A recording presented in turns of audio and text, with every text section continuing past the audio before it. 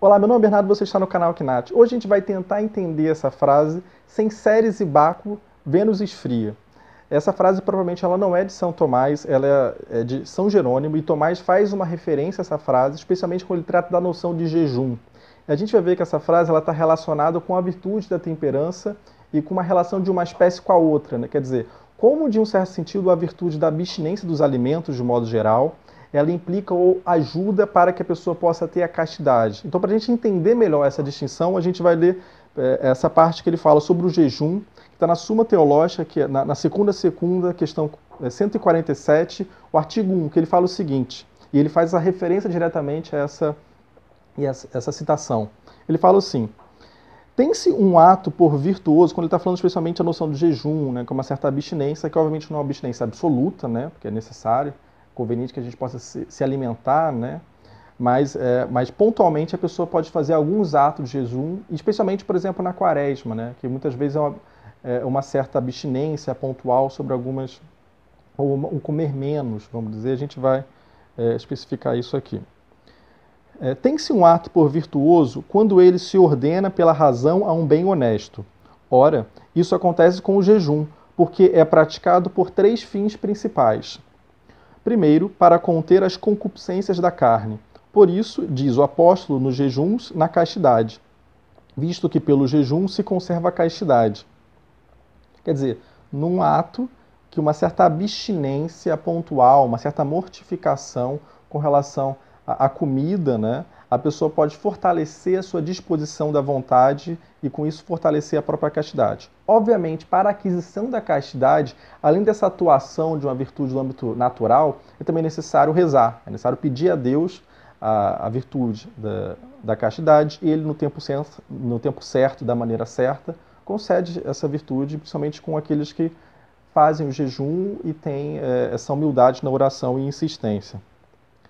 Então, voltando. Por isso, diz o apóstolo, nos jejuns, na castidade, visto que pelo jejum se conserva a castidade. E Jerônimo diz que, sem Ceres e Baco, Vênus esfria, isto é, na abstinência de comida e bebida, a luxúria arrefece. Aí a gente vai se deter um pouco nessa frase e depois a gente vai continuar a argumentação. O que quer dizer sem Ceres e Baco, Vênus esfria? É uma linguagem literária que o São Jerônimo utiliza, que esse Ceres, obviamente que aqui está relacionado aos deuses do âmbito romano. Então a gente pode fazer uma certa equivalência, vamos dizer assim, aos deuses gregos, né? Ceres é a deusa da fertilidade no âmbito dos grãos, que é equivalente a Deméter para os gregos. Então, sem Ceres e Baco, o Baco ele é o Dionísio para os gregos e a Vênus é a Afrodite.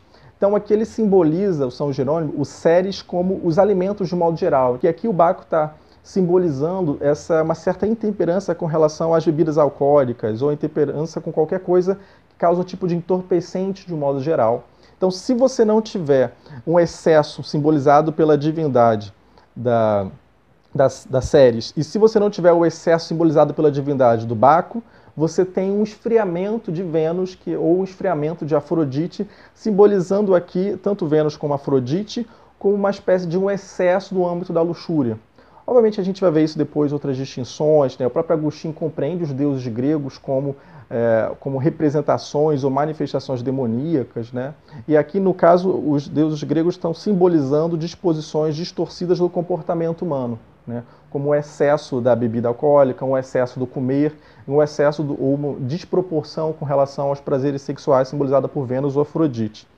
Então, justamente, se você não tem Ceres, que são justamente essa deusa dos grãos, da comida, vamos dizer assim, ou se você não tem o Baco, ou esse excesso com relação à bebida alcoólica, ou até os entorpecentes de modo geral, há um esfriamento de Afrodite, um esfriamento de Vênus. Quer dizer, de certo sentido, você acaba controlando melhor as suas disposições corporais e, com isso, do ponto de vista humano, há um fortalecimento para que você possa adquirir melhor ou desenvolver a virtude da castidade. Considerando, claro, que além dos esforços humanos, é necessário que haja justamente uma oração, um pedido explícito para que Deus possa nos ajudar e conceder essa virtude. Tanto a virtude relacionada à abstinência, quanto a virtude da castidade. Algumas pessoas confundem, a gente vai ver isso depois, a virtude da abstinência não é o vício da insensibilidade, né? Então a virtude da abstinência, ela é uma espécie, né? A temperança, ela é uma virtude, digamos assim, ao gênero, e uma das espécies dela é tanto, por exemplo, a virtude da abstinência, relacionada ao comer de modo geral, tanto que o oposto dela é a gula, e outra virtude relacionada aos prazeres sexuais é a castidade.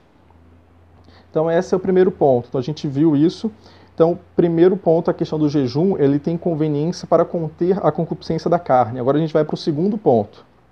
Em segundo lugar, jejua-se para elevar mais livremente a alma à contemplação de realidades sublimes. Por isso está no livro de Daniel que ele, após o jejum de 3 semanas, recebeu revelação de Deus. Enfim, para satisfazer pelos nossos pecados, esse é o terceiro aspecto, né? Enfim, para satisfazer pelos nossos pecados, daí está escrito em Joel: voltai a mim de todo o vosso coração com jejuns, prantos e lamentações. Isso é o que Agostinho acentua num sermão. O jejum purifica a alma, eleva os sentidos, submete a carne ao espírito, torna o coração contrito e humilhado, dissipa as névoas da concupiscência, extingue os ardores das paixões e acende a verdadeira luz da castidade. Portanto, o jejum é evidentemente ato de virtude. Então, nesse sentido, eu vou só retomando a frase: sem Ceres e Baco, Vênus esfria, ou sem Deméter e Dionísio, Afrodite esfria. Lembrando que é importante justamente que haja um certo controle, vamos dizer assim, na virtude relacionado à comida, né, aquilo que se ingere, para também haja um fortalecimento com a virtude relacionada aos prazeres sexuais de modo geral. Basicamente é isso, né? Depois, se vocês quiserem, vocês podem se aprofundar, né? Justamente ele fala, a questão 147 da segunda da Suma se aprofunda mais sobre a noção do jejum. A gente também tem um vídeo aqui sobre, um dos primeiros vídeos que a gente gravou sobre a temperança, né? Pode ser interessante para complementar a temperança e a continência, essa posição. E se vocês estão gostando dos vídeos, curta os vídeos, propaga os vídeos, se inscreva no canal e até o próximo vídeo. Até mais.